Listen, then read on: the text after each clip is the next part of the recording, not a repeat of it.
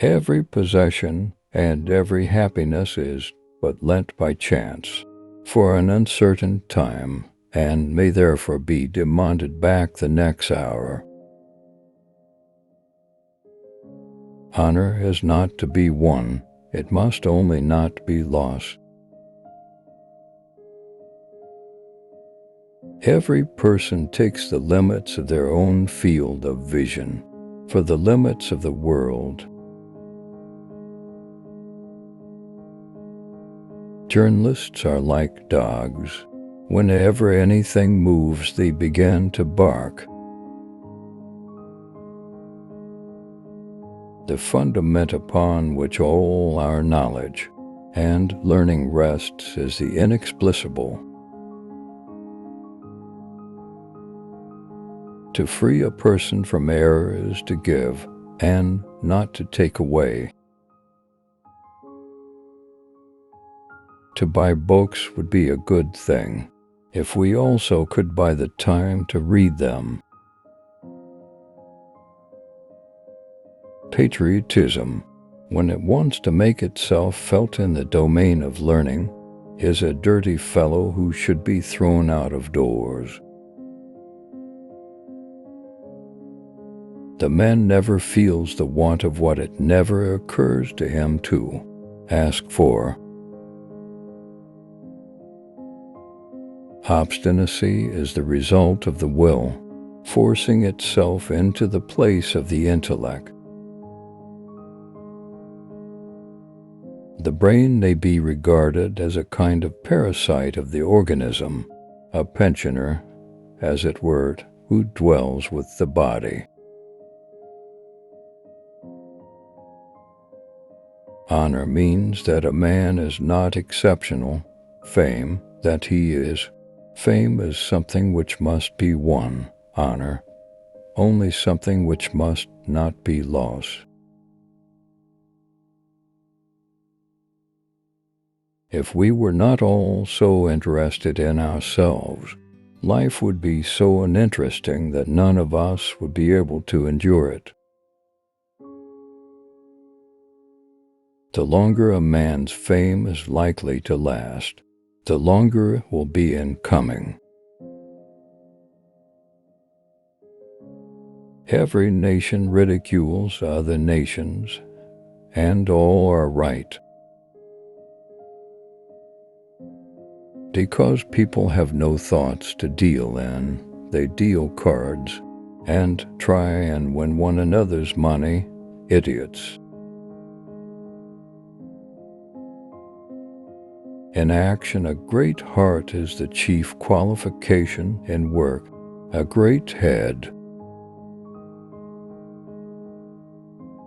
We can come to look upon the deaths of our enemies with as much regret as we feel for those of our friends, namely, when we miss their existence as witnesses to our success.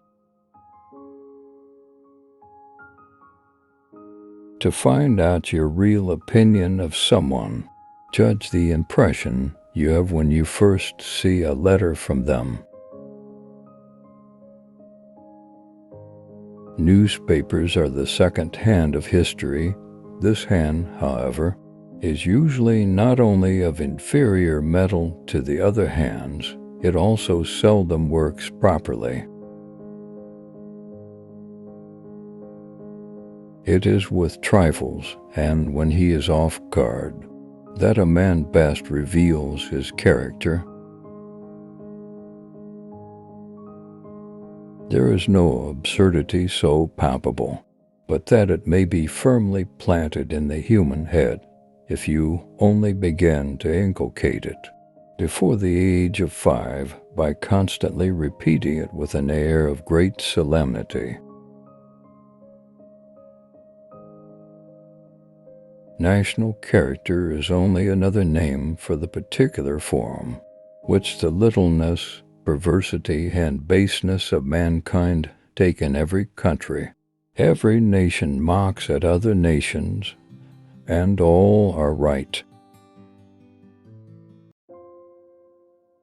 For an author to write as he speaks is just as reprehensible as the opposite fault to speak as he writes, for this gives a pedantic effect to what he says, and at the same time makes him hardly intelligible. It is only at the first encounter that a face makes its full impression on us. The greatest achievements of the human mind are generally received with distrust. Great minds are related to the brief span of time during which they live as great buildings are to a little square in which they stand.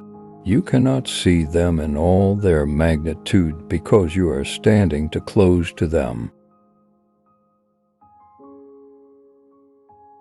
Suffering by nature or chance never seems so painful as suffering inflicted on us by the arbitrary will of another.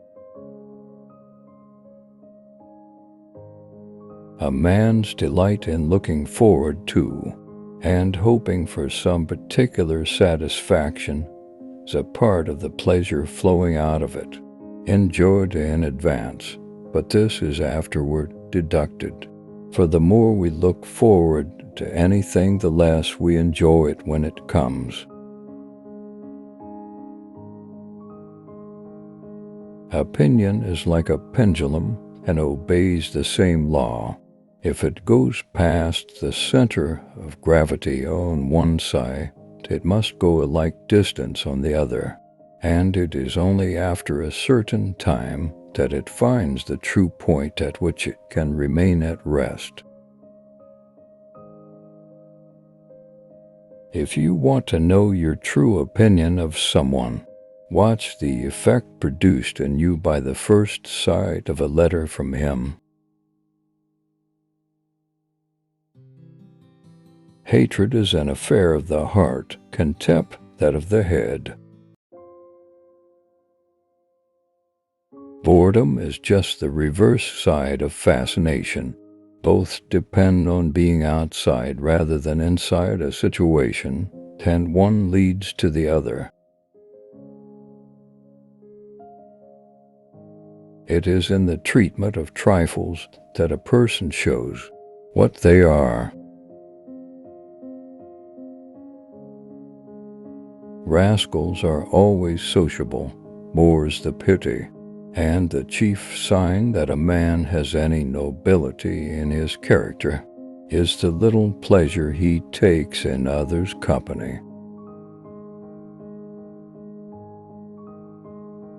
The alchemists, in their search for gold, discovered many other things of greater value.